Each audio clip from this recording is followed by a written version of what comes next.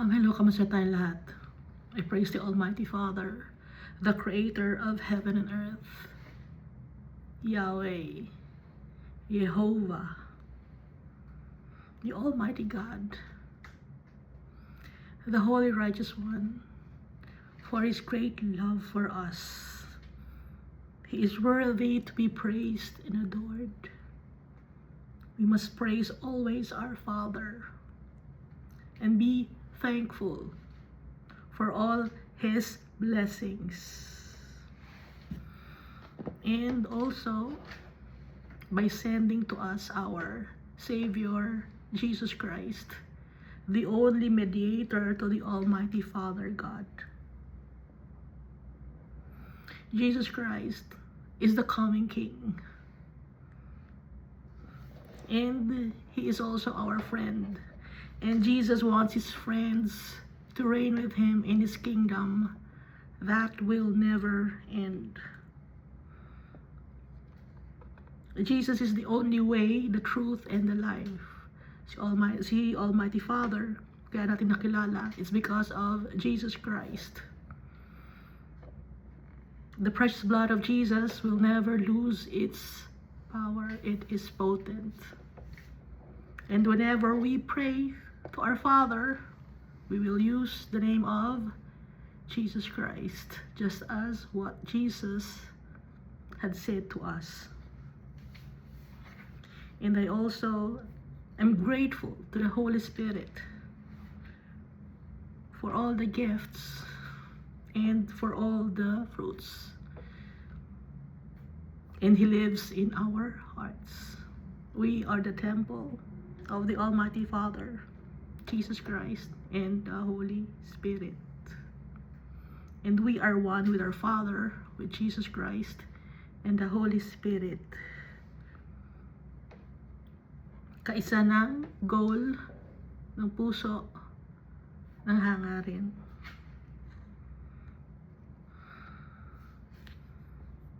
So last time we read Deuteronomy chapter 13. Dito sa Deuteronomy chapter 13, nagbibigay ng warning si Almighty Father about prophets, false prophets. May mga darating na mga false prophets, false teachers. May mga dreamer of dreams na darating or dumating na. At yung mga yon, yung dreamer of dreams, at yung false prophet, or a false teachers, nagtuturo ng mga mali nang wala sa Bible. Nag-iimbento sila. And some of those people are possessed by the devil. Bakit? Because they tell lies. Paano natin malalaman kung totoo ang isang prophet? By their fruits, you will know them. At paano natin malalaman kung totoo ang prophet na yun, kung galing kay Almighty Father, kung ang kanilang mga sinasabi ay nangyayari. So yung mga prophet na yon, mga false teachers, false prophets, magkukwento sila, at may mga napapaginipan sila, or sometimes may nakikita sila na sumasayaw daw yung sun. Hindi totoo yun. It's snare of the devil. Kaya pag sinabing let us go after other gods, sambahin natin si Santo, may Santo Manolo ba? Sino ba si Manolo? Tsaka si Santa Barbara. Sambahin natin yon, magpunta tayo, piyesta, o kaya mag-celebrate tayo. Magdala tayo ng fruits, or magdala tayo ng vegetables, or kandila, or flowers to celebrate them. Pagagalitan kayo ni Almighty Father. Kasi inaaya kayo na mag-serve sa other gods. Kahit na sabihin pa sila ay santo. Kahit pa sabihin na sila ay, hindi, si Paul naman yun eh. Apostle ni Jesus yun. Hindi, si Peter naman yun eh. Kahit na dahil, anong sabi ni Paul, anong sabi ni Barnabas, huwag nyo kaming sambahin, tao lang din kami na gaya ninyo, no? Nabasa natin sa Book of Acts yun. Sino lang i-worship natin? Si Almighty Father. Love the Lord your God with all your heart and with all your soul. At yun din ang sabi sa atin ng ating great teacher na si Jesus Christ. And bakit natin wina-worship si Jesus Christ is because our Father told us so. Paano sinabi ni Almighty Father? Jesus Christ's name exalted above all names to Jesus Christ. At the Almighty Father gave Jesus authority in heaven and on earth. No? Lahat na ng authority ibinigay ni Almighty Father kay Jesus Christ. Kaya nga si Jesus Christ, He's the coming King. He's the King of Kings and the Lord of Lords na nasa Book of Revelation na binabanggit. And Jesus Christ seated at the right hand of the Almighty Father. That's why we are also worshiping Jesus Christ. Magkaiba si Jesus Christ, magkaiba si Almighty Father. So Almighty Father, siya nag-create ng mundo na to. Si Jesus Christ, kasama na ni Almighty Father when this world was created.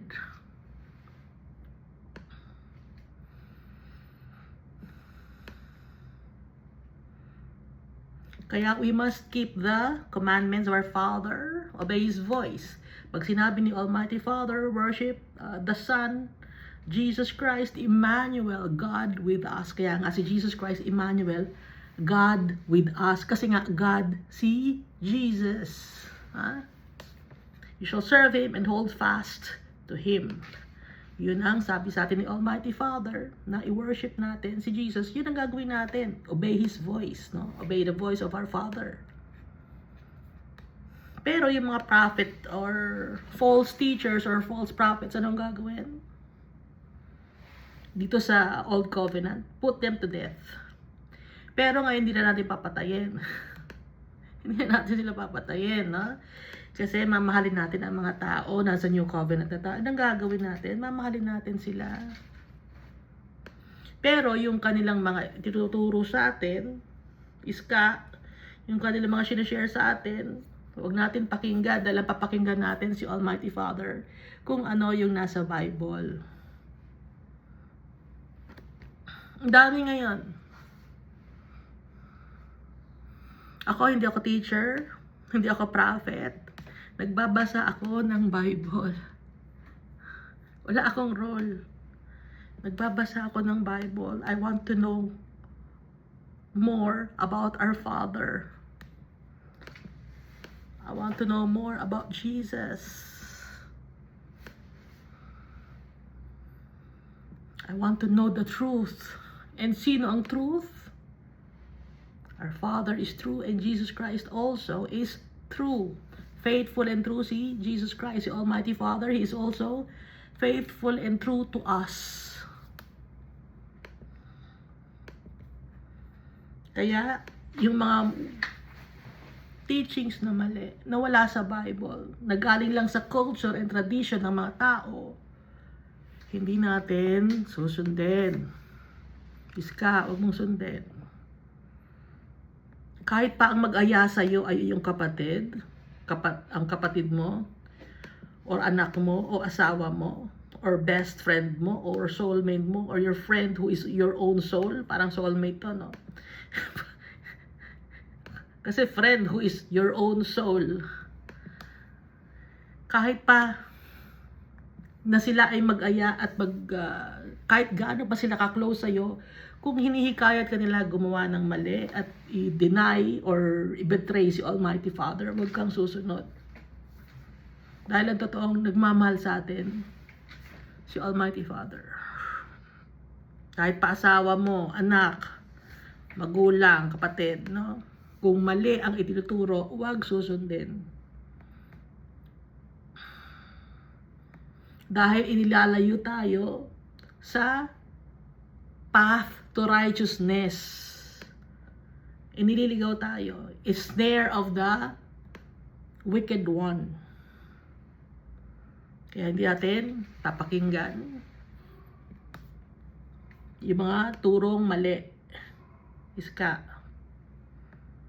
Pinakalagay dito, but you shall surely kill him, pero hindi natin kikill, no? Mamahalin natin.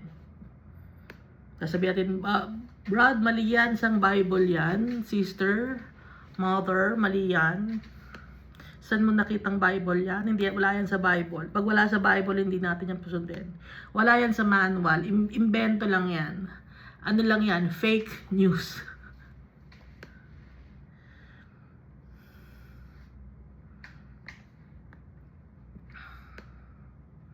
Kasi it's an abomination ang mag-worship sa mga false deities or false gods, sa mga rebulto, sa mga sacred pillars.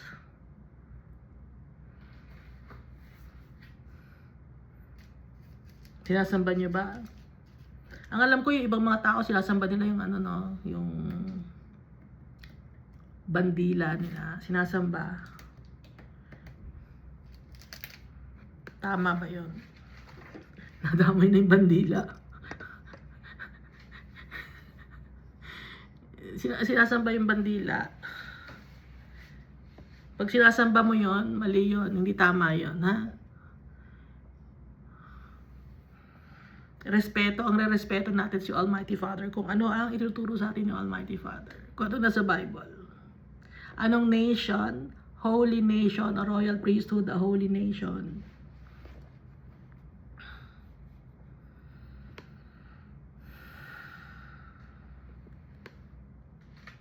So none of the accursed things shall remain in your hand.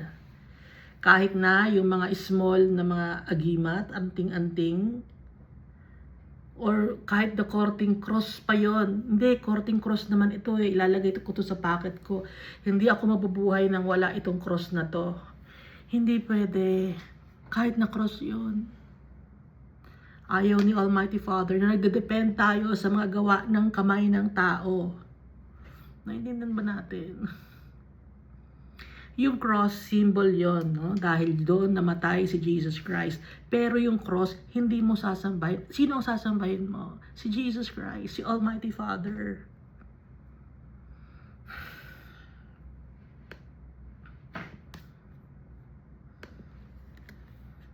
Example, kung yung kutsilyo ba, yun ang nakapatay kay Jesus, sasambahin mo ba yung kutsilyo? Hindi. Ha?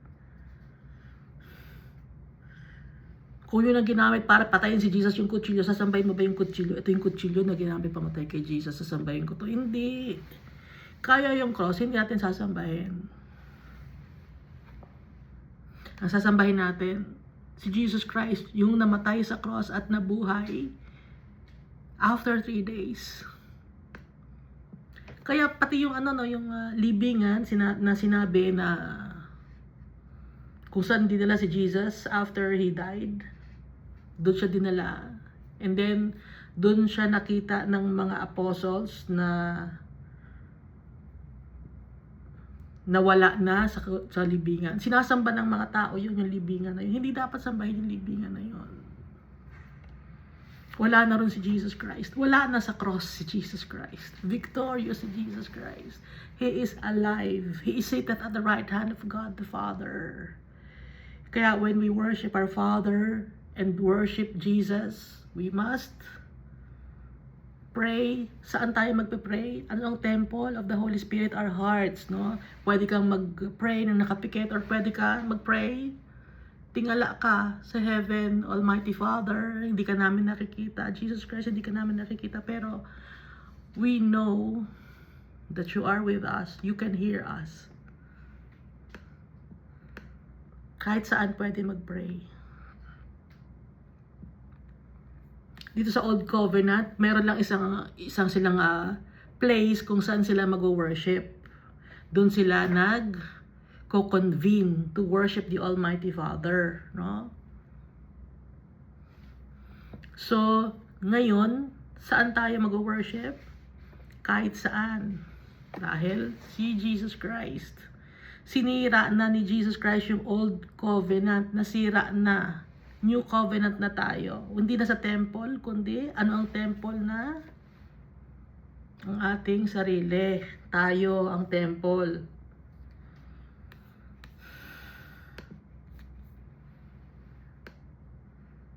Kaya pag may nagsasabi sa inyo, nag-aaya sa inyo, hindi ka may milagrong nangyayari dun sa lugar na yun.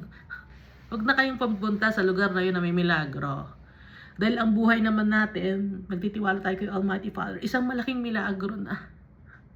Hindi ba nakikita yung kapaligiran ninyo? Milagro, mga bagay na nakikita natin. Kasi nasasanay lang tayo na nakikita yung mga bagay-bagay dito sa mundo. Pero, lahat ng nasa atin, milagro. Ito, yung tingnan nyo yung sarili nyo sa salamin, milagro yan. Isang milagro yan. Tingin kayo sa salamin. Oh, ano nakikita ninyo? Milagro yan, ha?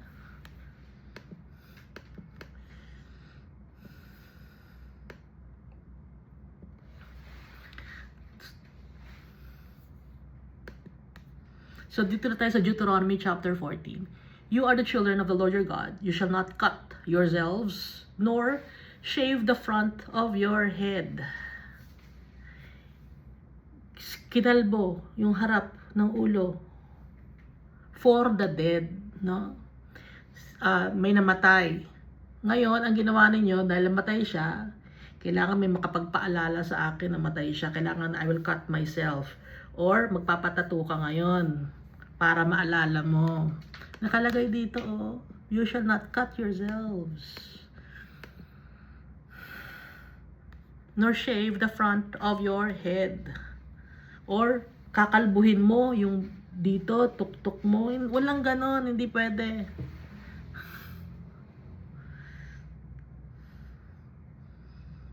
May mga nakikita ko no, na leader ng kung anong religion yun. Kalbo dito. Shinave nila. Ano nakalagay sa Bible? You shall not cut yourselves, nor shave the front of your head for the dead. Maliwanag naman na nasa Bible. Bakit hindi sinusunod ng mga tao? For you are a holy people to the Lord your God, and the Lord has chosen you to be a people for himself, a special treasure above all the peoples who are on the face of the earth. Importante tayo kay Almighty Father. Siya lang, wala nang iba pa ang susundin natin.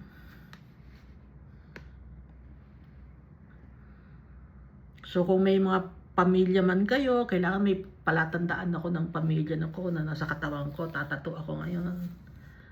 Ano pa? Marta. Kung lalaki naman, Leopoldo. Hindi, ha? O kaya yung insignia ng family ninyo. May family ako, may lalagay ko insignia. Yung ba ang family mo? Ang tunay na family natin si Almighty Father. Yan pa yung mga bulaklak, may kutsilyo. Ang corny, di ba? Ulitin ko, no? Yung nagpatato, drawing sa katawan niya. Oh. Dahil yung tattoo na yon, foreign matter yon, or foreign material sa katawan natin yun. Hindi talaga yun sakto sa katawan natin. Ngayon, tinatuan siya. Nagkaroon siya ng cancer. Ngayon ko lang naisip Nagkaroon siya ng cancer. Lumaki yung kanyang brasong isa. Kasi ang dami yung tattoo dito, iba-ibang kulay, pati sa likod. Ngayon, nakakita ko sa internet, isang surgeon, ipinakita niya yung lymph node galing sa kilikili. Kulay itim. Pero usually, hindi naman talaga kulay itim yun. Bakit naging kulay itim? It's because of the ink. Lumalaban yung katawan natin sa ink na ipinapasok sa katawan natin pag nagpapatato. Kaya ayaw ni Almighty Father na magpapatato para rin sa kabutihan natin. O tayo nang gumagawa ng ikakapahamak natin. Tigas ulo natin Ako rin, ganun din. Ako lang gumawa ng kapahamakan ko sa sarili ko. Tigas ulo Pare-pareho tayo matigas ulo. Tinuturuan tayo ng Almighty Father.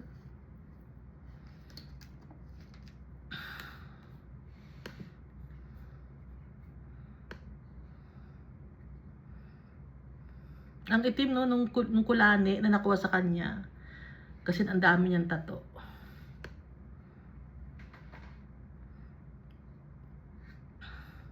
So ito verse 3, you shall not eat any detestable thing or abomination. Ano ba yung mga detestable thing na hindi pwede kainin? Dito sa Old Covenant. Bakit? Kasi yung mga unclean animals or unclean thing, usually they are omnivores or carnivores. Ngayon, ano lang ang pinapakain sa atin na malinis? Yung mga herbivores. Herbivores meaning mga plants ang kinakain ng mga animals na yon. Yung swine, yung pig, kumakain siya ng ng meat. Yung pig, kumakain siya ng chicken eh, di ba? Pag pinapakain niya ng kaning baboy, yung baboy ninyo, kinakain niya yung sarili niya.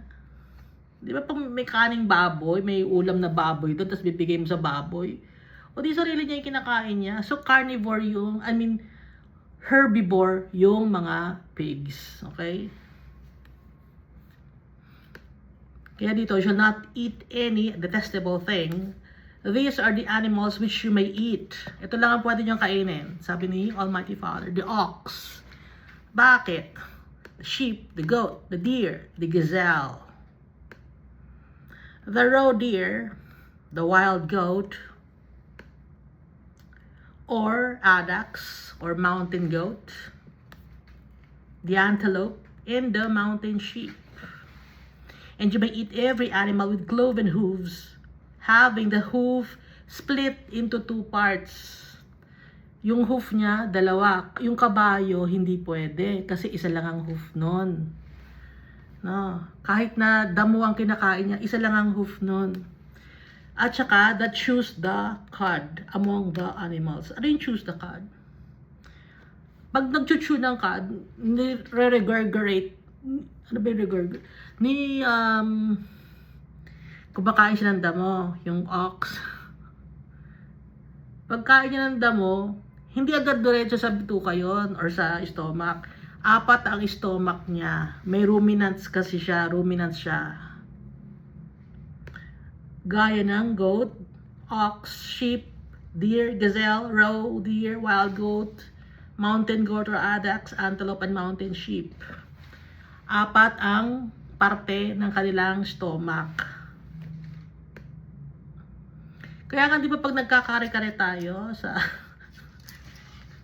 pag nagkakare-kare tayo ng beef, may tuwalya, may bimpo, may libro, yon yung sinasabi na stomach ng ox, no?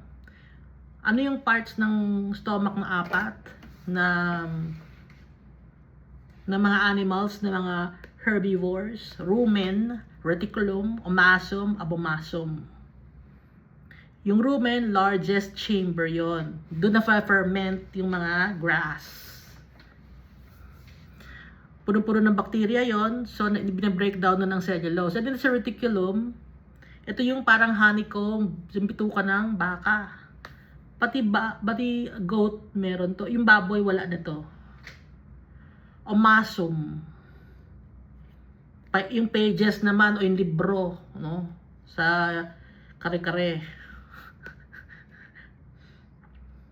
Yung tuwalya, yung honeycomb, yung reticulum. Yung abomasum naman yung gastric stomach or yung parang maliliit na parang may mga parang bimpo. Yun. Yung pala yun. Di ba yung goat, meron din ganon. Pati yung deer, gazelle, roe deer, wild goat, mountain goat, tsaka antelope, and mountain sheep. Ngayon, itong mga animals na ito na dapat nating kainin, na mga considered as clean animals, most of these animals, madali ng, ma-extinct. Itong antelope, recently na nag-extinct. So, kung yun ang kakainin natin lahat na tao, wala nang matitira. Kaya nga, dito sa New Covenant, Sabi ni Almighty Father, sabi ni Jesus Christ, pwede nang kainin kahit ano. Even the pork, no? At saka sa New Covenant, di ba, yun yung swine, yun ang pinasukan ng mga devil, ng mga legion, yung swine. Nagpakamatay. Ibig sabihin ng time na nag-aalaga na sila ng swine. Kahit na unclean.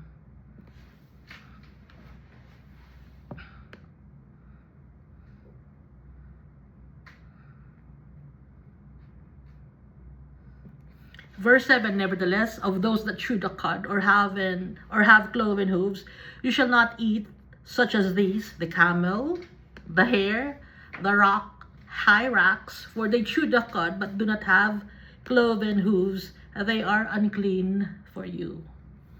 Hindi pwede yung camel, yung hare, rabbit, and hyrax.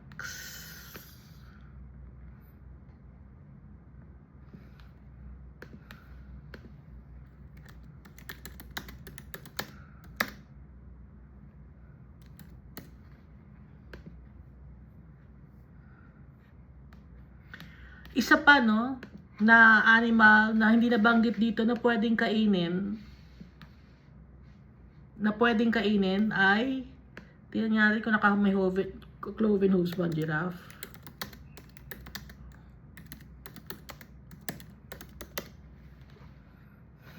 Pwedeng kainin ang giraffe.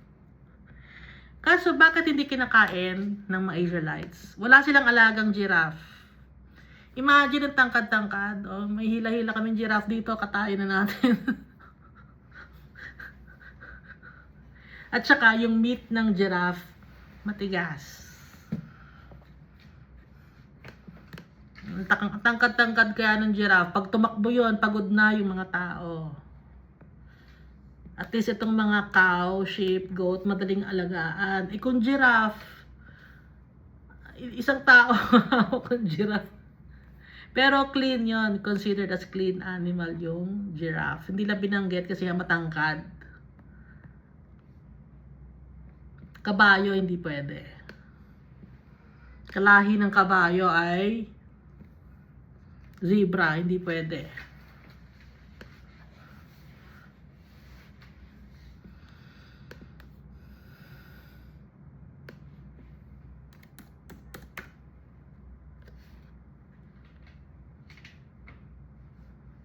O, hindi pwede talaga ang zebra. Kasi kalahi niya kabayo. Verse 8, also the swine is unclean for you, because it has cloven hooves, yet does not chew the cud. You shall not eat their flesh or touch their dead carcasses. Bakit? Madumi ang swine. Bituka agad. Hindi four chambers ang kanilang stomach. After ng stomach na bilog lang, parang sa tao, bituka na agad. Unlike sa mga ox, merong 4 na chamber yung stomach.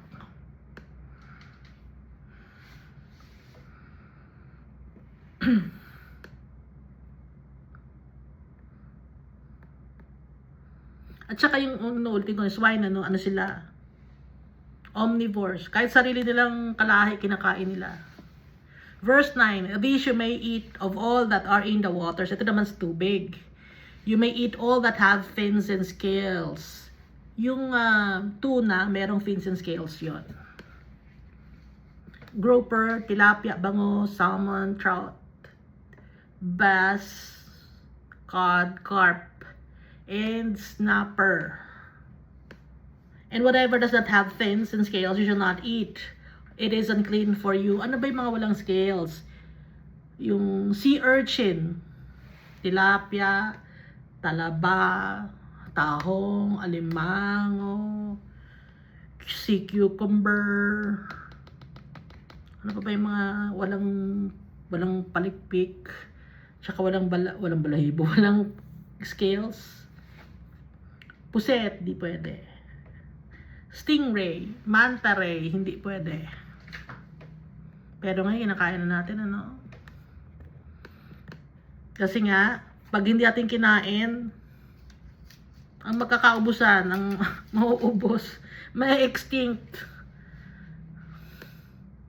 May extinct gaya nung antelope, na-extinct na.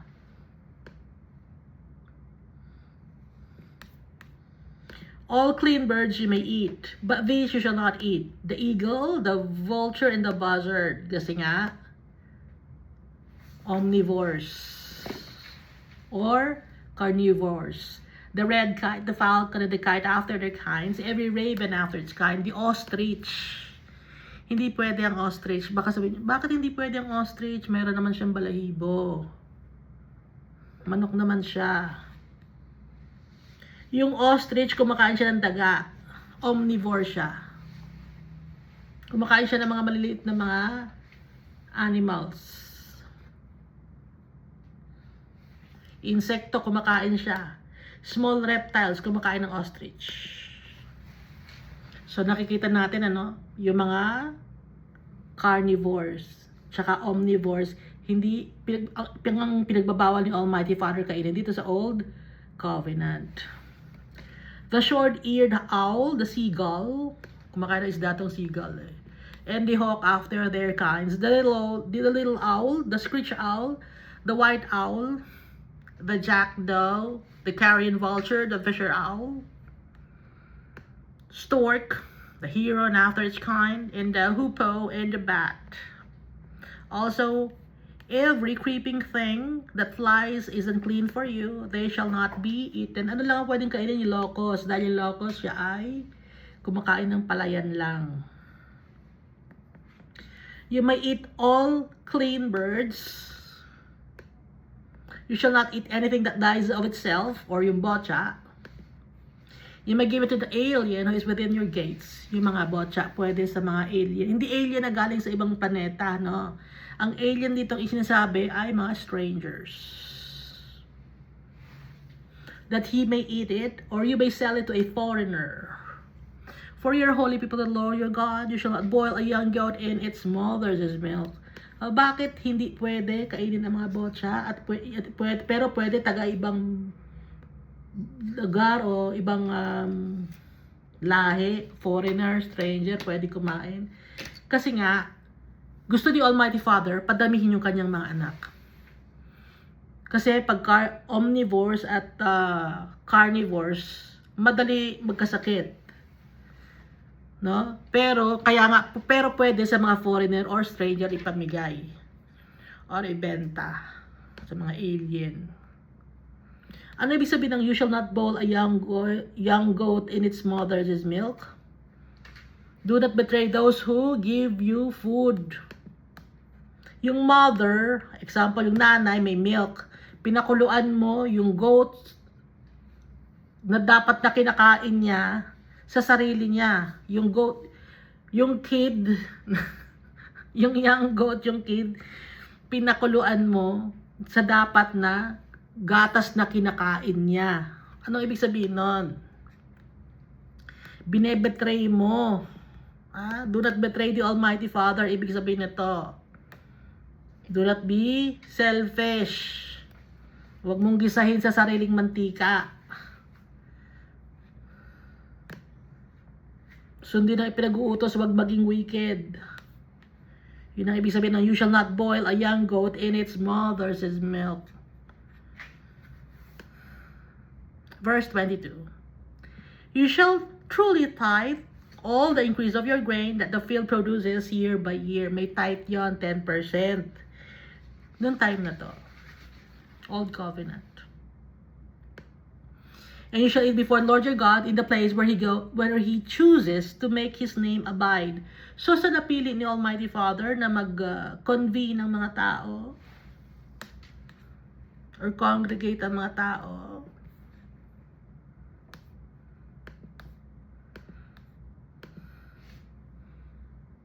sa tribe ni Judah, do sa place ng tribe ni Judah, no? Sa Jerusalem.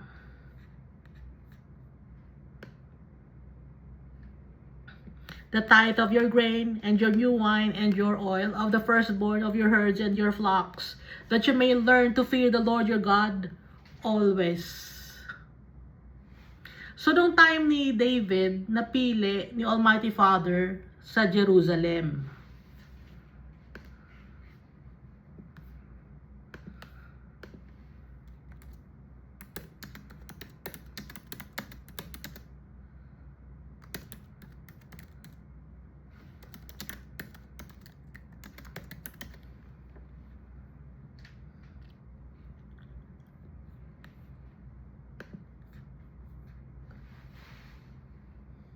And you shall eat before the Lord your God in the place where he chooses to make his name abide, the tithe of your grain, and your new wine, and your oil, of the firstborn of your herds and your flocks, that you may learn to fear the Lord your God always.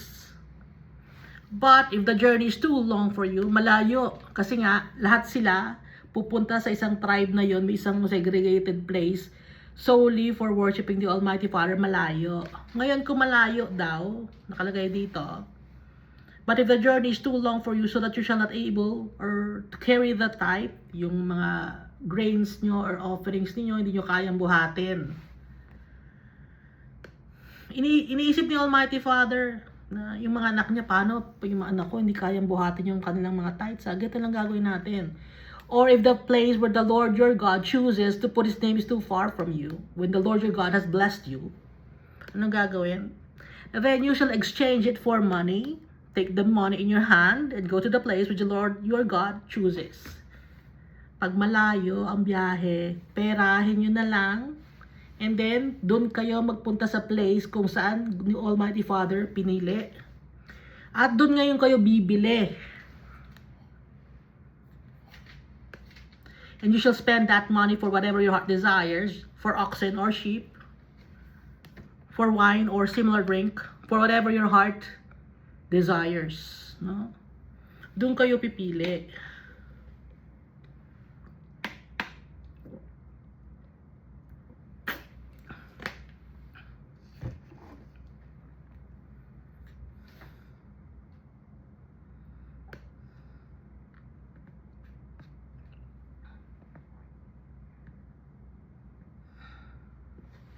You shall eat there before the Lord your God, and you shall rejoice, you and your household. You shall not forsake the Levite, who is within your gates, for he has no part nor inheritance with you. Huwag niyong kakalimutan ng mga Levites. At the end of every third year, you shall bring out the tithe of your produce of that year, and store it up within your gates. And the Levite, because he has no portion, nor inheritance with you, and the stranger, the fatherless, and the widow, who are within your gates, may come and eat and be satisfied.